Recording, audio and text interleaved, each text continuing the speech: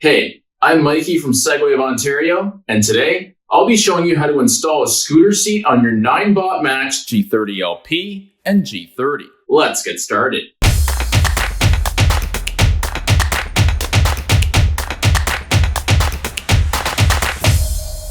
When you open up the packaging, you'll find instructions, the seat, a mounting base, and all of the accessories you'll need. Before you start, make sure the mounting base is 1 centimeter away from the fender so that you can access the folding box quick release. First, take one of your plastic locking blocks and place it above the charging port in behind the bottom plate. You want to do it this way because it'll allow you to slide the second one in a lot easier compared to doing it the opposite way and having to start over. Then, take 2 of your 4 screws with a spring washer and flat washer like so, and manually screw them into the saddle mounting holes connecting the first lock block. Since there's nothing obstructing the other side, take the second lock block and slide it in behind the bottom plate. Then, take your final 2 screws with the spring washer and flat washer and manually screw them into the saddle mounting holes connecting the second lock block. Next, you want to take your Allen key and fasten each of the 4 screws in place. To attach the seat component, first, make sure the seat post quick release is unlocked like so. Take the seat tube and slide it into the bottom half. Once you're happy with the specified length, twist the seat post quick release mechanism clockwise until it begins to tighten up, then close it away from you. Next, sit on your seat to make sure it's in place. If it's not, you can always open up the mechanism and tighten it a bit more, then close it. If you're looking to fold your saddle down, bring the seat post quick release towards you, push your seat down, lift up the saddle turning part, then lift up your saddle, turn it to the left or right, and lock it in place. Next, lift up the folding box quick release and place it on the fender, push the locking button,